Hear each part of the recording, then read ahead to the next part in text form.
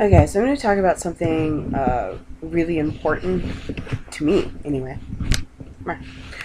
I died. I died almost 11 years ago.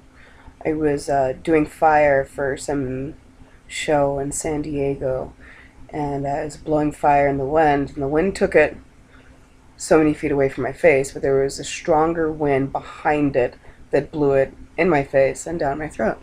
As you can see right here, tracheotomy. Fantastic. I was in a coma 9 days. It was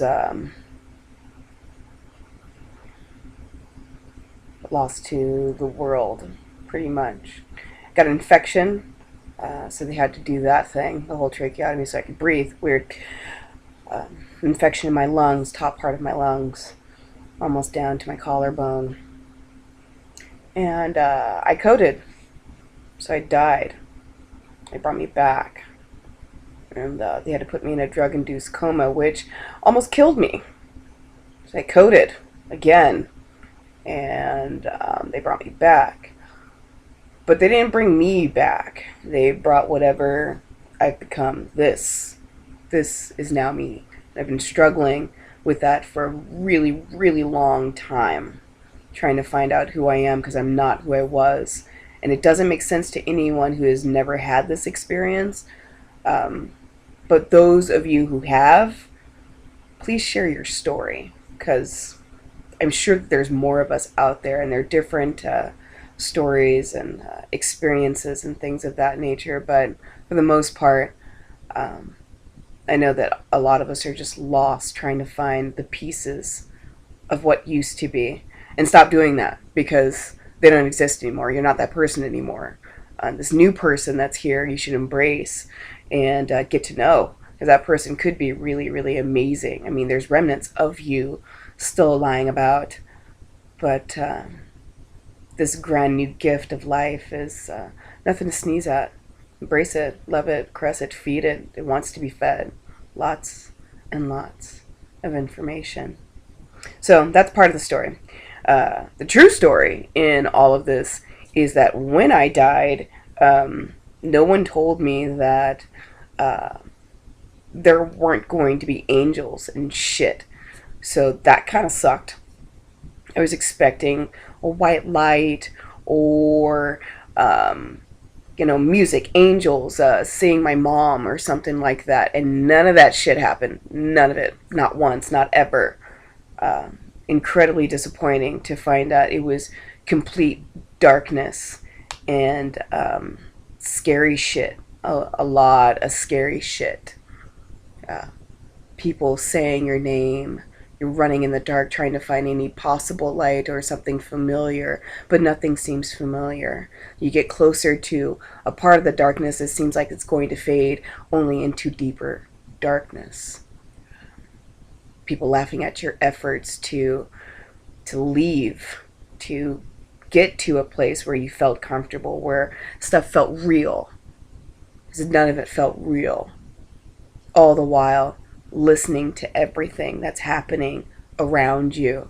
Doctors talking about your condition or how wonderful they are at putting in certain stunts to your body, to main lines, these things here to your arteries and veins and stuff to keep you alive.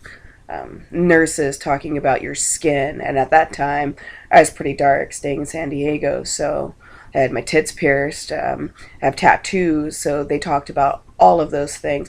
And then I was on my period at the time. That was really awesome for nurses to talk about, as if you weren't a person, that you weren't there. You weren't coherent. I heard everything while dying slowly and not getting any help from anyone. They all assumed that I was in a coma and I couldn't respond. It was just, I couldn't move. So listening to your loved ones mourn your time, crying over you, praying over you, and the only thing that you could do that they would visibly see that you were paying attention were crying, my tears. And then they thought that it was an act of God that they could see my tears or something.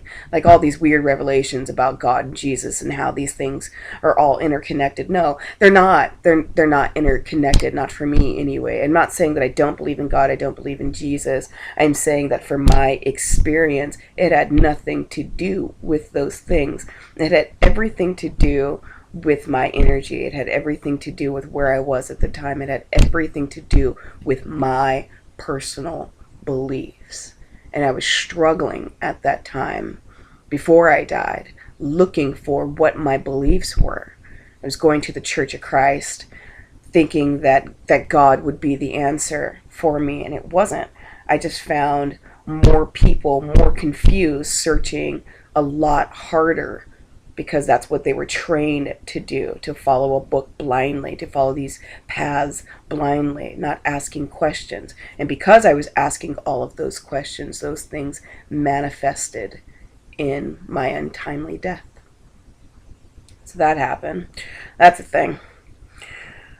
So coming out of that, and someday soon, I will tell you the whole story of the voices I heard, the experiences I had in my coma, and once I woke up, when they don't give me nightmares anymore.